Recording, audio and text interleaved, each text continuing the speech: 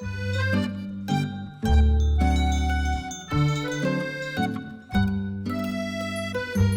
everybody. Welcome to We Gotta Talk. I'm Sonni. I am so glad you're here. This is a bonus episode. We're daydreaming today more about Italy. This girls' trip is happening April 3rd through 9th of next year. And I want to bring you in on some of the amazing experiences that our travel agent, Sarah, has planned as we spend a week luxuriating in Puglia. So, what we're talking about today is one of the amazing experiences that we have planned kind of for the end of the trip. We have a winery tour and wine tasting planned at a vineyard in Salento. And while we can't reveal specific details about the exact location, what we can tell you is that we are going to be sampling some of that region's native wines. And in order to learn more about what that experience is going to be like and kind of put you in that mindset, because I so hope you join me for this trip next year, today I'm bringing on not only a friend of mine, but also an expert in the world of wines. Allison Morris is the founder and CEO. I should say Allison Morris Roslin before she was married. So to me, she's always Allison Morris. But Allison Morris Roslin is the founder and CEO of Francie Not Fancy. She is a level 3 sommelier. She's certified by the National Wine School with certificates in French wines from Cornell University and oenology from Le Cordon Bleu in Paris. So her whole career is about like tasting awesome wine and learning about it and helping other people to figure out what types of wines to pair with their menus or what to order at restaurants. This is an approachable wine consultancy, and she works with everyone from individuals all the way up through big corporations and companies to help them appreciate the world of wine. And I know her specialty is French wines, but Allison knows everything there is to know about wine. And so when I realized that we were doing this trip and I had access to this information from this amazing source, I was like, yes, we need to bring her on for a special episode dedicated specifically to this one day in the trip where we're doing this vineyard tour and wine tasting in Salento. A little bit more of a background on Allison. We've been friends for, gosh, I have to do the math here. It's been 20 years now. Allison and I were TV reporters in Pittsburgh at the CBS affiliate way back when, but her sort of history in journalism, or her career in journalism, I should say, spans so many amazing networks and organizations. So she has worked as a reporter for the Wall Street Journal based in France. She's worked for local TV stations in New York, Connecticut, and Pittsburgh. She has written and was a staff writer for the Hartford Courant. And most recently, she was an anchor at MSNBC where she launched News Now, which was their streaming network. She is a journalist at heart. We love our journalist friends, right? So I know that the work she does in this space now is obviously really thorough and well researched. And she brings that sort of journalist point of view to the work she does now with Francie Not Fancy, which is her wine consultancy. So in this episode, you are going to hear all about the two types of wines that are native to the region we will be visiting in April together in Puglia. You're going to hear her talk about Primitivo and what is the other one? Hold on, let me just bring up my notes here. Oh, Negroamaro, the two types of wines that are, like I said, native to the region where we will be visiting in April of next year. So I wanted to get this out, get you in the mood for an amazing girls trip, and just get you ready with so much more information on the itinerary. And Allison this is her wheelhouse in her world. So she's going to walk us through what those two types of wine are, how they're native to the region, what you can expect, what best to pair them with, and if you are a food or wine connoisseur or just someone who likes to eat and drink well, you're going to love this episode. It's packed with really great information. And even if you're not going anywhere anytime soon or not joining us next year, this is information you can take with you on your next trip to Italy or wherever it may be, where you're going to be toasting with a wonderful glass of wine. So enjoy this episode with Allison Morris Roslin from Francie Not Fancy. Allison, thank you so much for joining me on We Gotta Talk. Let's be professional and pretend like we don't know and love each other already, okay? So nice to meet you. My God, I heard you're a sommelier. Am I saying that right? Pronounce it for me. Uh, so a lot of people say the reason we call everyone Soms is because it's easier to say. Okay. Um, a lot of people say sommelier, it's sommelier is I was how you would right. say it in French. Yeah, you nailed Sommelier. it. Listen, Yes. she's working on her French. That's the next language to master. Do you watch Woo! Emily in Paris? Unrelated, totally unrelated. Um, I'm gonna say the unpopular thing. I watched it once and I couldn't watch it. So bad, but it's so good. You need to it's just this whole I France know. versus And Italy thing by the end of it, it's so good.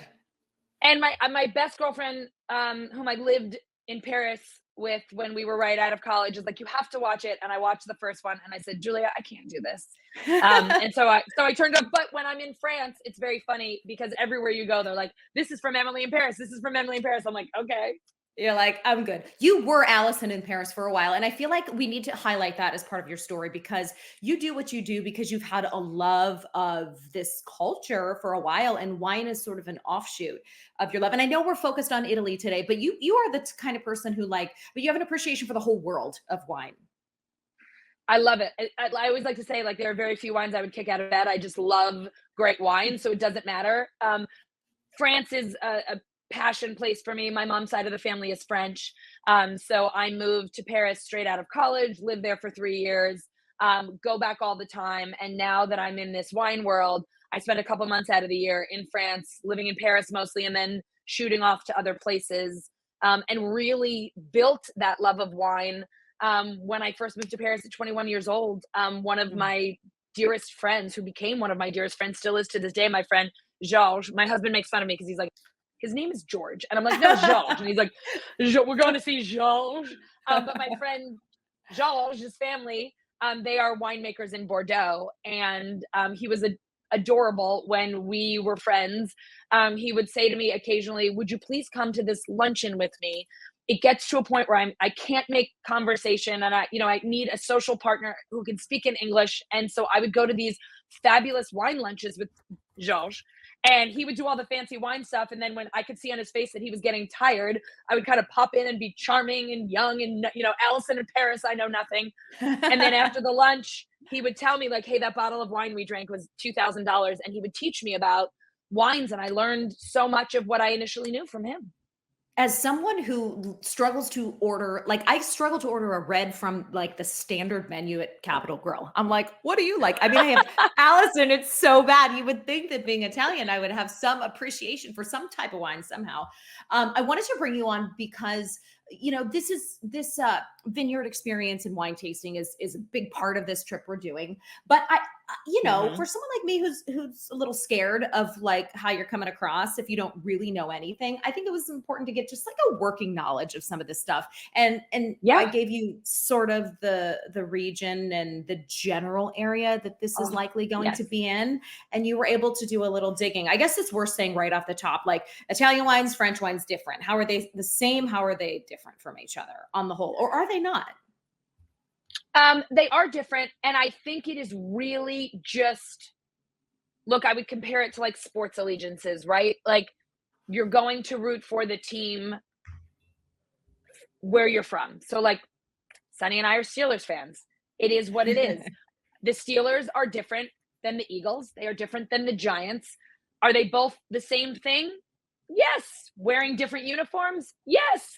Do But I not think it's compare us to Eagles fans, Allison. I know Scott is an Eagles fan. Totally know I'm different married to breed one. of Pennsylvania I know. sports. Totally Everyone's like, different. And I have oh, yeah, totally different type of sport. I mean, they're a little scary, is all I'm saying. Like, not in a They're bad way. savages. They're They're savages. And intense.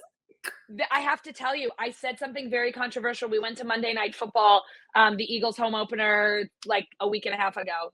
And I looked at my husband and I said, there are times when I like going to Eagles games better than Steelers games. And he looked at me and he said, do you really mean this? And I said, yes, you guys are insane. And it is so much fun sometimes. Like, you're out of your minds.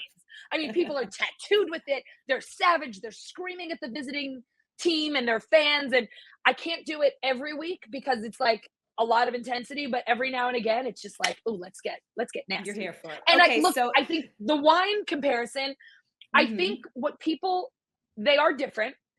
They are similar in the sense that Italy and France are old world. Most Mm. you consider European wines old world, and old world wines have certain characteristics about them. They have a long history.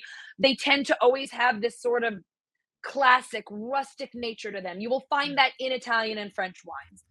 The wines themselves can be different, whether we're comparing, Prosecco and Champagne, and that they're made differently, or just that the styles or the flavors are different. Because if you think about it, wines were made to complement food. And so wines Mm. are made to work with the foods that are from the same regions. And so if you're going to be eating a beef bourguignon in France, the wine that goes with that is going to be different than what you would drink if you're having eggplant parmesan in Italy, right? They're just different things that complement them. So they can be very similar. And what I would say is it is very natural for Italian people to prefer Italian wines and French people to prefer French wines. We have a lot of Italian family on my dad's side, and that is the constant thing that they're like, "Well, we love Italian wine." I'm like, "Great, I'm French. I like French wine." And that's Mhm. fine. And forgive the expression, but when in Rome, like when I'm in Italy, I'm drinking all the Italian wine because it's beautiful and delicious. And when I'm in France, I'm drinking all the French wine because it's beautiful and delicious. They're just different. Yeah, it's like you don't discriminate. It's like a sport. So depending what corner of the state you're in, you just like put that jersey on and rock it. So we're here for it. Yeah. Some people can't do that. Some people are like, nope, I Mm. won't drink that. But you're really selling yourself short. Sometimes you can't even put a finger on it. You can't even explain it. But when you're tasting an Italian wine, you just know it. When you're tasting a French wine, you just know it. You know it. Okay, so you tell me what the experience is, and first tell us what specifically is sort of native to this region. Puglia, as we've said before, is the southeast corner, like the heel area, like right above the It is heel. the heel. It is the heel, yeah, and we are going to be in a region, from what I understand, that has typically produces like the same two or three types of wines. So tell us, like, get into the flavor and the taste profiles Sure. of some of these. What are they, and like what can we expect? So one of the biggest things I would say, look, I'm not going to get super technical because I'm, the biggest believer. I'm wearing my little shirt, but my business is called Francie Not Fancy, and I literally believe my thing is that French wine should be Francie Not Fancy. All wines to me should be of the place that they're from, but they Mhm. don't need to be bougie. The experience doesn't need to be fancy. Like you don't need to be a somm to enjoy wine. So Right. just putting that out there, we're just going to get the basics so you can learn a little bit and understand. But one of the biggest things that people should understand is what makes wine unique to the place that it's from. In France, they call it terroir, and what terroir is, it's all of the elements in which the wine grows, right? So the soil, the climate, the air, the amount of sunlight, where grapes grow has a lot to do with how wine tastes. And so the thing you should just know from Puglia is, as we said, it's the heel of Italy. Everybody knows what the Italian boot looks like, right? We're talking about the bottom of the boot. So just common sense will tell you that's south, that's very warm. These grapes get a lot of sun. And so that tends to be very ripe grapes. And when grapes are very ripe when they're harvested, they are usually very rich in color. They're usually sugary. Sugar is what creates alcohol. So they tend to be stronger in alcohol. We are not talking about red wines for the faint of heart. So these are going to be really robust wines that you want with food. And that does not mean that you're going to drink a glass and you're going to be falling on your butt. Mhm. But it just means that we're talking about red wines that are not going to be, when you hold up the glass, you probably can't see through it, right? They're going to be richer in color, they're going to be richer in flavor.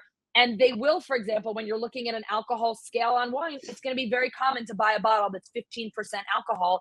And Wow. that could be standard. A Cabernet Sauvignon can be about 15%. You don't, like, if you had a glass of white wine at 15%, you'd be like, whoa, it would knock your Right. socks off. But a Bordeaux blend, a heavy cab, that will do that too. So don't think it's crazy. And the two, I would say, biggest wines you're going to hear about in this region are Primitivo and Negroamaro. I'm going to start with Primitivo because I can compare it to things that you know in the US. Negro Mhm. Amaro is really, really specific to this region, and you won't find anything like it anywhere else. So I'm going to save that for a second because I think we should just, Got I it. think sometimes it's easy to talk about things where I can do a comparison. So Love it. Primitivo is Zinfandel. You've heard of white Zinfandel and red Zinfandel. Zinfandel is a grape. It is a red grape. It is grown and very popular in California. Primitivo is Zinfandel in Italy.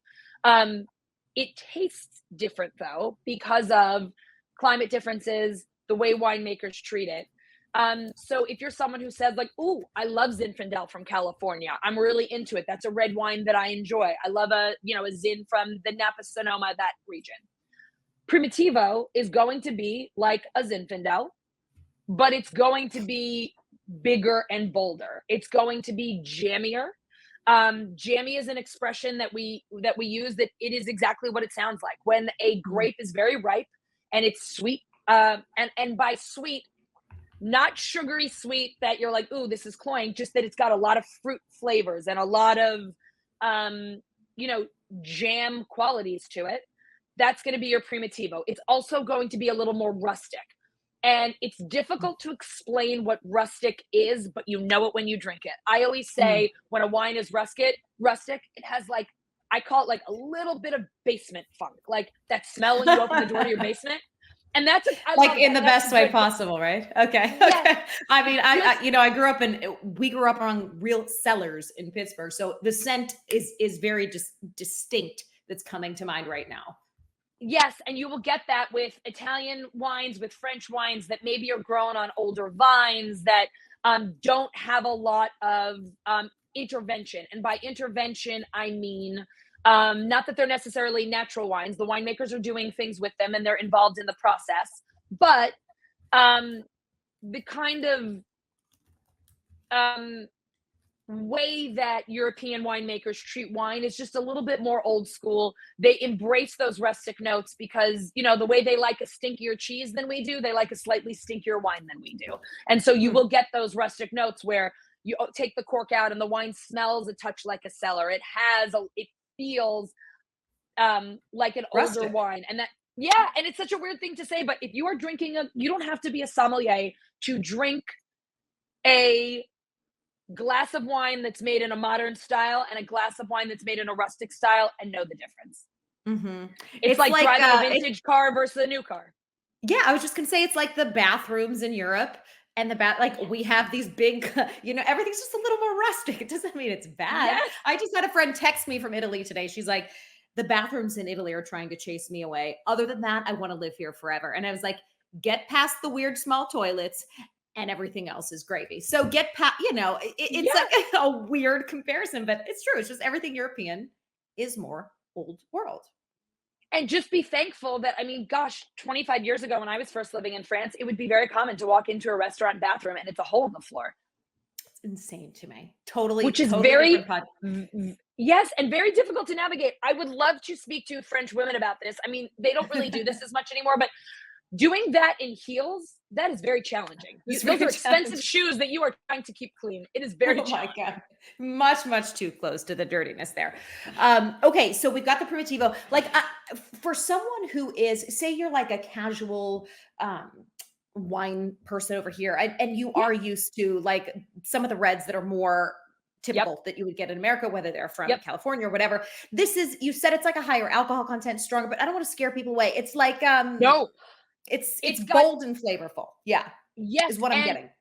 two things I would say. It's got gorgeous flavors that you might recognize from other wines that you like. So, for example, we call this fruit driven. And a lot of people, when you say fruit driven, again, they think sugary sweet. Fruit driven Mm, just means that as you're drinking the wine, it reminds you of fruit, not necessarily the sugary content, the flavor. So, you're going to think of, like, when you're drinking this, you might think of strawberries or blackberries or cherries, those kinds of notes.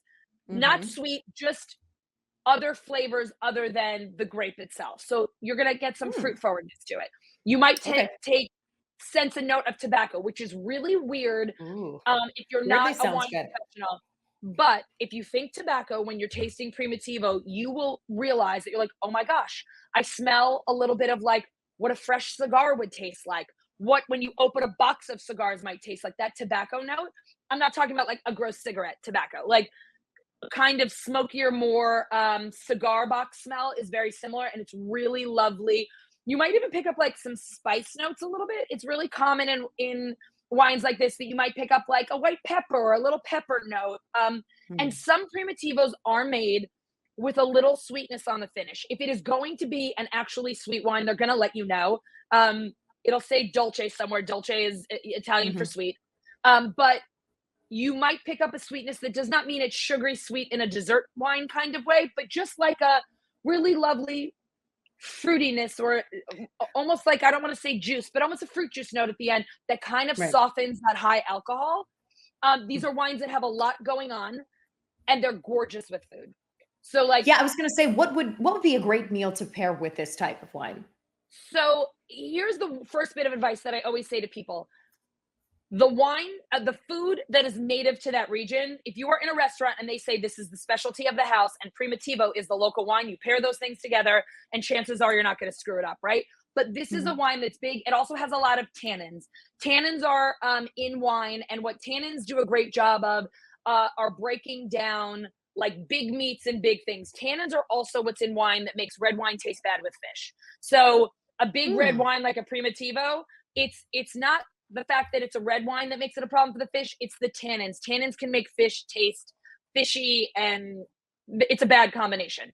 So you never want to have or rarely would want to have a Primitivo with fish, but it would be gorgeous with like a Parmesan, an eggplant or a Mhm. chicken Parmesan.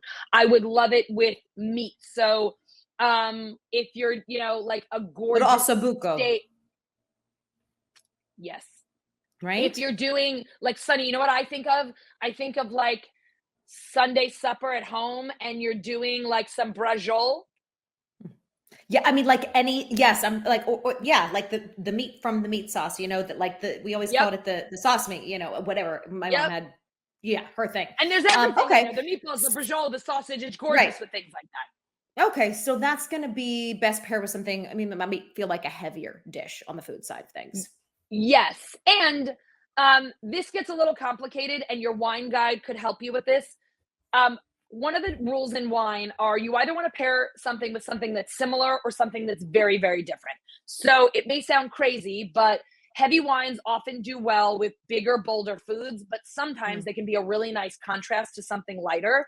I would not attempt this alone, but if you don't want to eat something heavy, say it's warm when you guys are there and a big sauce is sounding too crazy, your wine guide might say to you, I got you. Like maybe like a rich burrata style mozzarella would also be really nice because Mm. it's creamy and it's heavy, but it's still crisp and fresh. So, if Yep. you're, and a very easy thing to do, I know you say sometimes when you're at a restaurant, it's hard to make these decisions.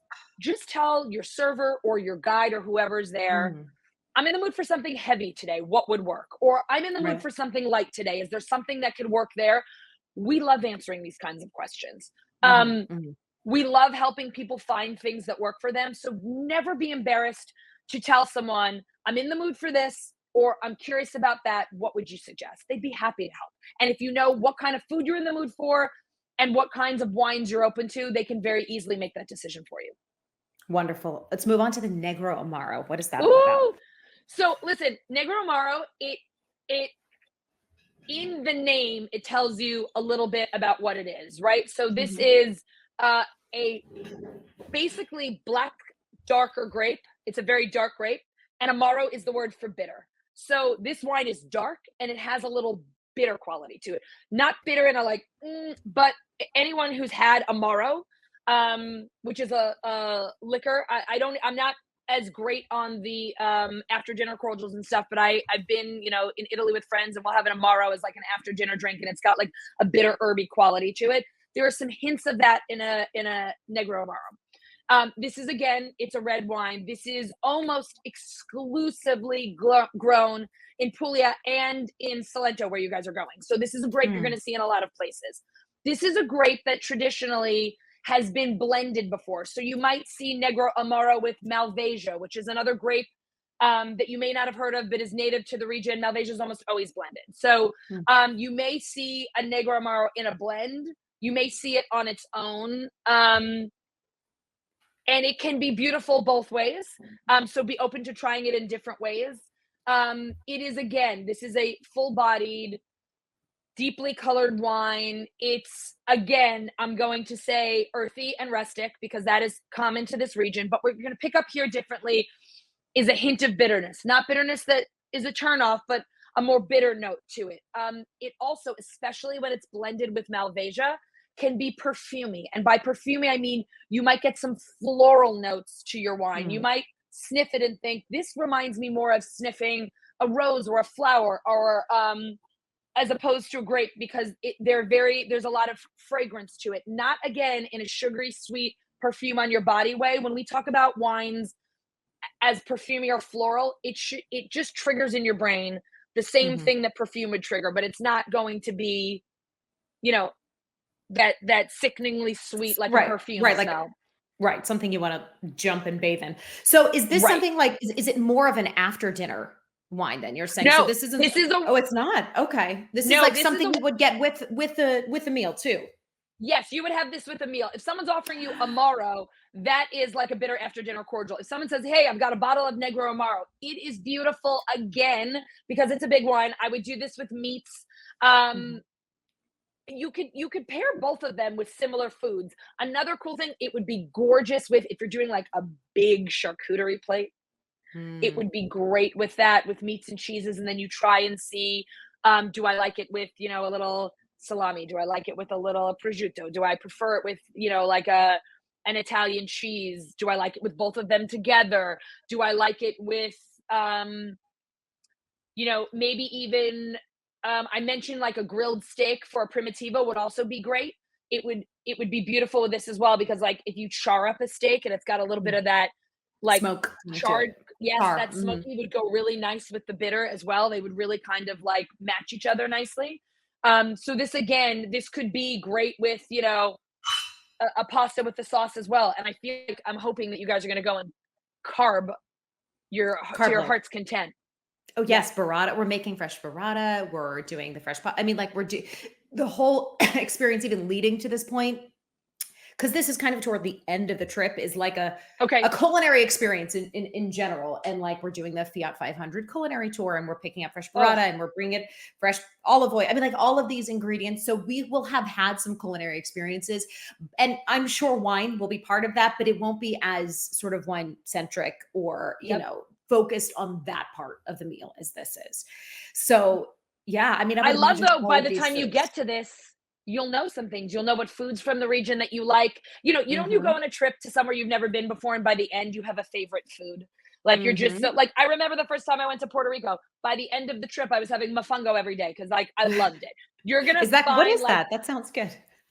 it's like this yuca situation, and put all kinds of, you could get like a seafood on it or a meat stew on it, and it's outrageous.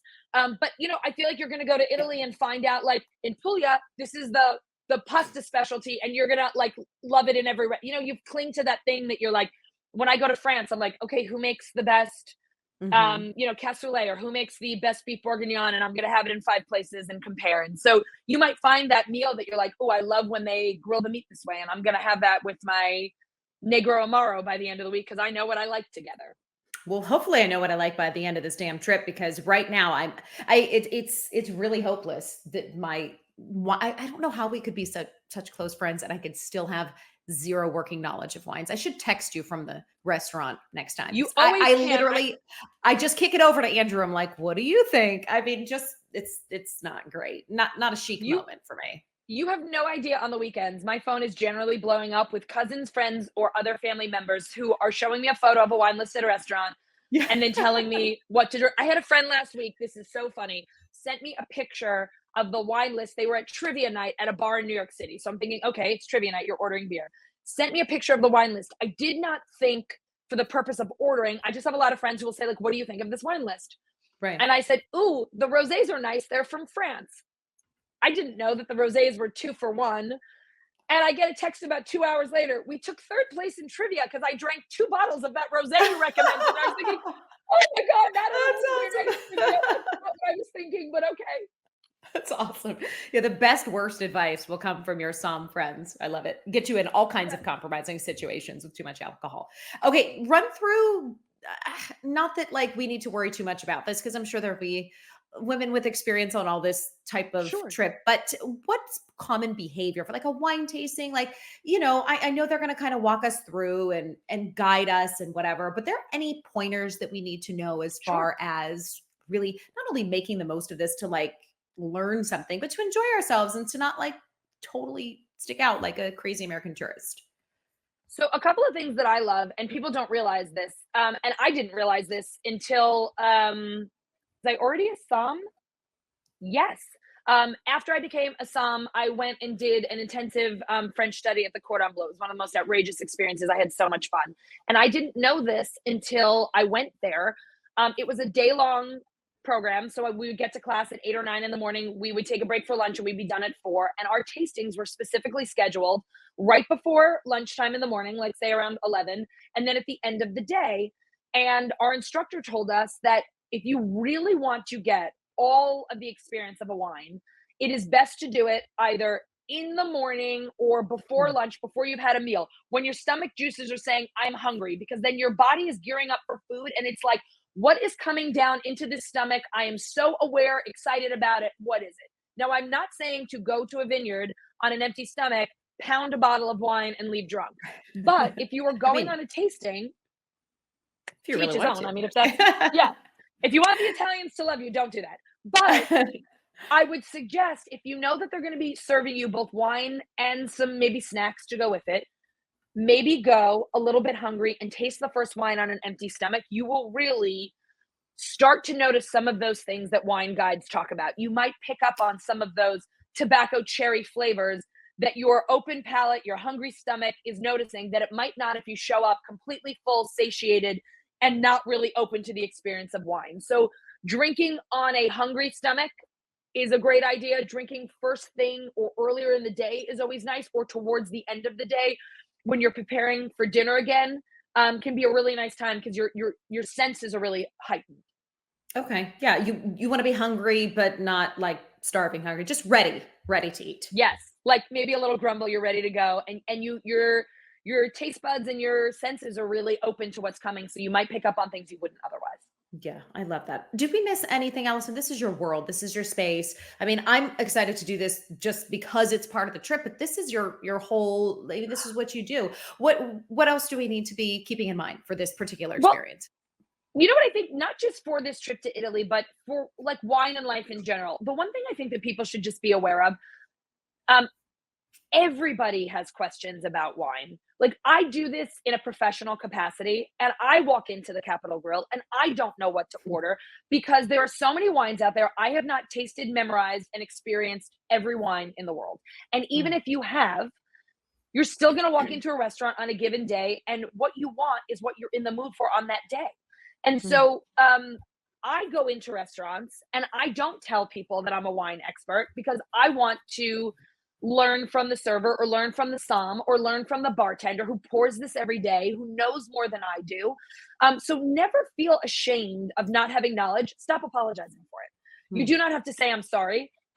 If you were supposed to walk into a restaurant and know everything, they would not employ experts to help you. And if the average person knew everything, SOMs would be out of business. So we are thrilled when you come in with thoughtful questions. Don't feel bad about it.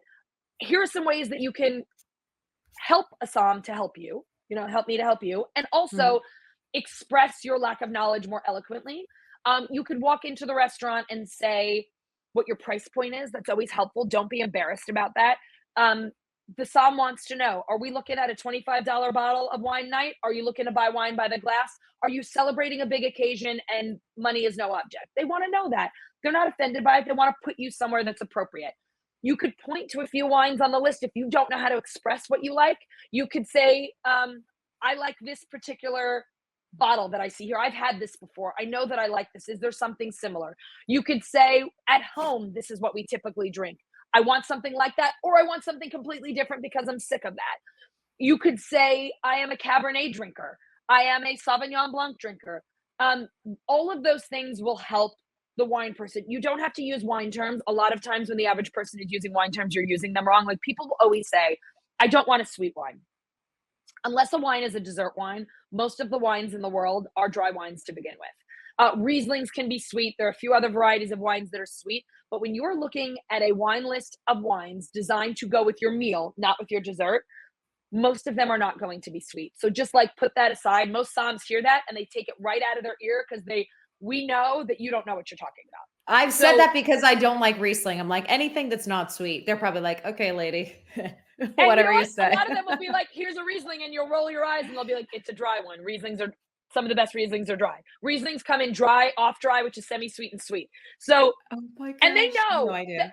the only time I would say I want a sweet wine if you are someone who likes sweet wines, like if you want a sugary wine, but Mm, if you describe more or tell them, here's what I'm eating, what would pair nicely with this, or I don't like wines that are heavy in alcohol, they tend to be too much for me. One of my mm. favorite things people always say to me, oh, I hate Chardonnay. And I'll say to them, do you like Chablis? Oh, I love Chablis. Well, Chablis is the Chardonnay grape, just in the Chablis region in France. Chablis is Wait, Chardonnay. It's the style.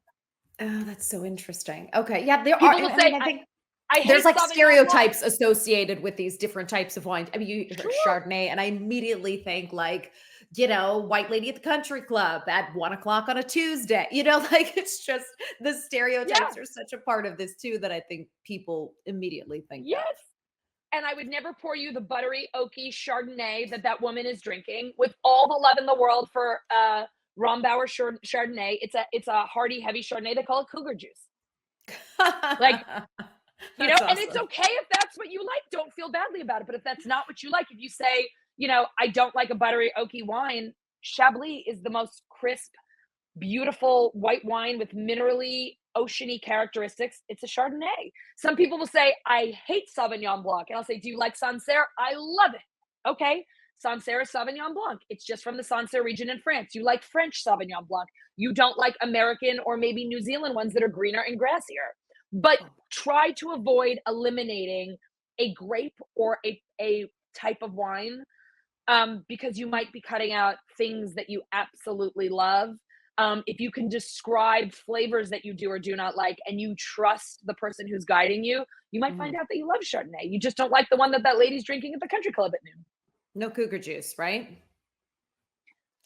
Unless you love it. Look, I used Unless to you are say unless you're into it, yeah, I yeah. there are times when I don't like a really buttery or oaky Chardonnay, but there are times when you are having a richer meal, and I love a Mhm. heavy Chardonnay because a light Yeah, Chardonnay just won't cut it, and a rich Chardonnay is the perfect. I mean, I have sipped some of those big Chards, and they're great. Some of them are great. great.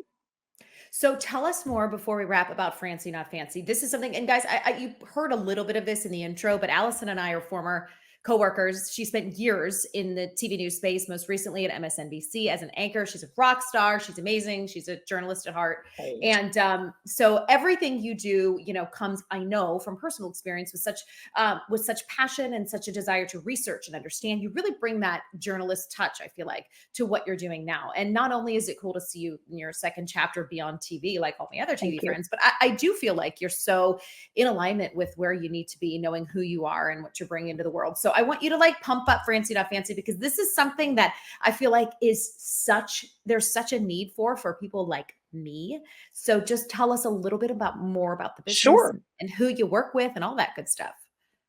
So, I mean, look, Sunny knows this, I know this, but if for people who don't know this, if you want to find someone with authenticity or get all of the information on any topic, hire a journalist or a former journalist, right? That's Like true. It's true. whatever Sunny is telling you about, whether it's wine, beauty, this or that, she's going to deep dive and get all the people because that's just how we roll. Like Right. when a doctor tells you don't research something, don't say that to a journalist. Like and I'm not talking about like the WebMD, freak yourself out.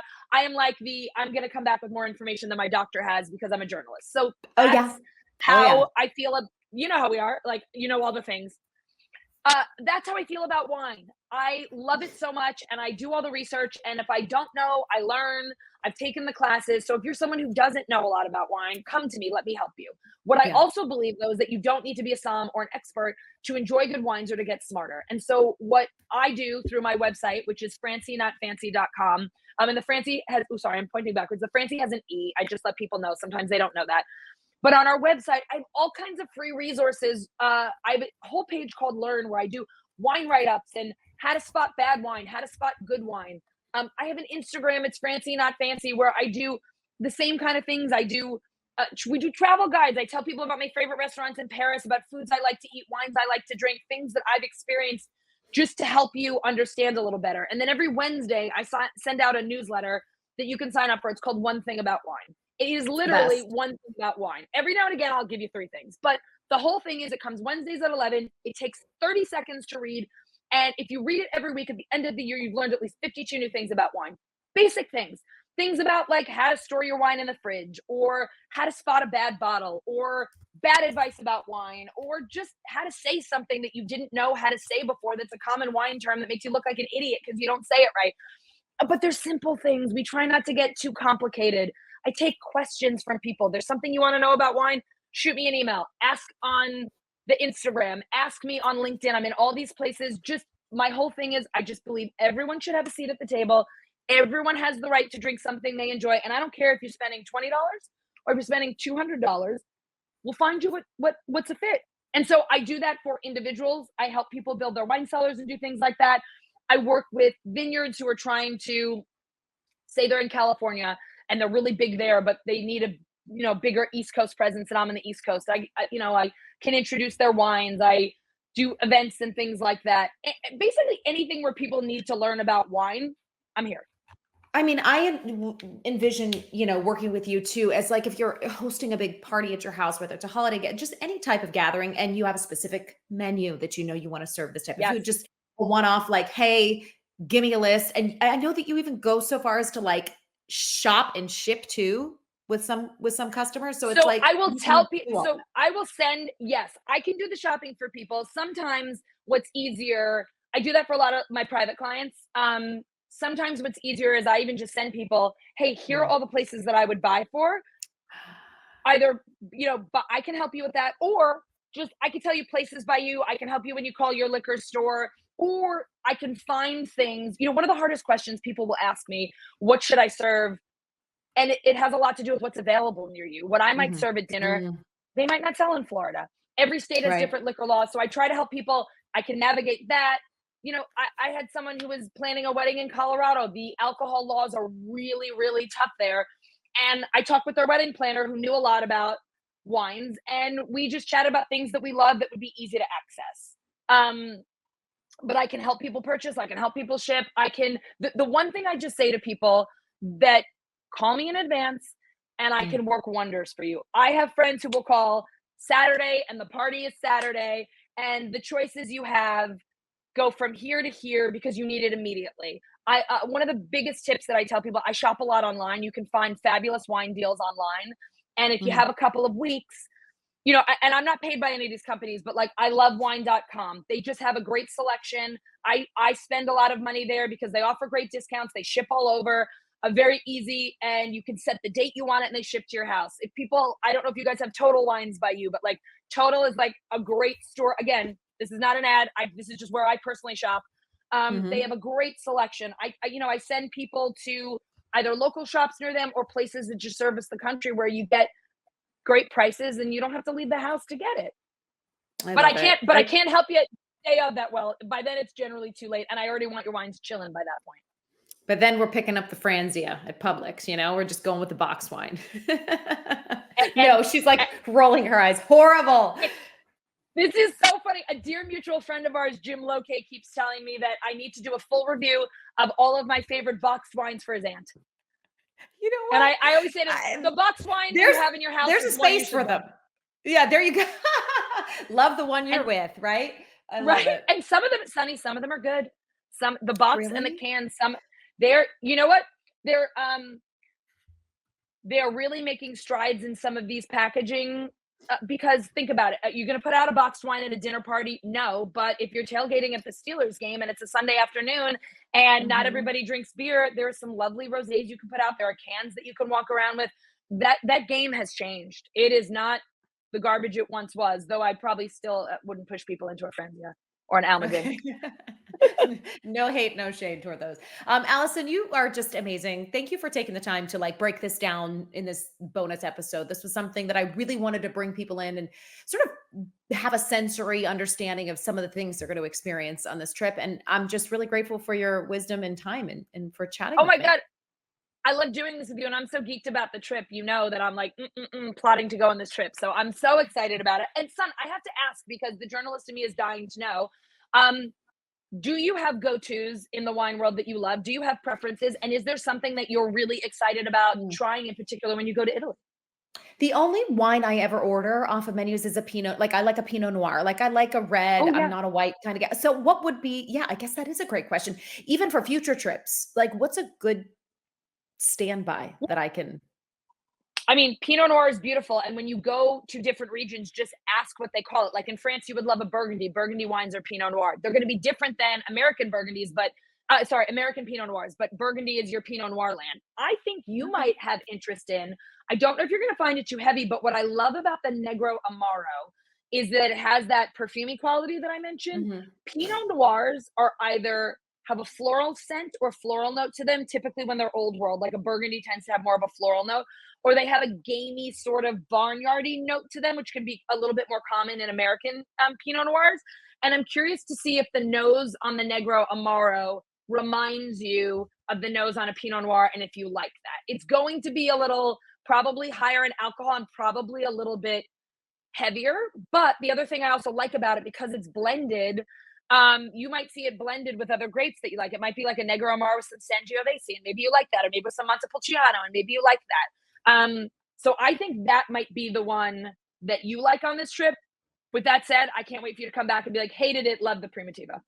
Hated it, was drunk off of 2 glasses. That's my problem. No matter what I'm drinking, I drink so little that everything is just like an meat. I'm sure everybody on the trip is going to be excited to hear about like a fall down drunk Sunny. I will behave. I promise. I have no tolerance. I never go out anymore, Allison. I'm not the Sunny I was in my 20s, you know?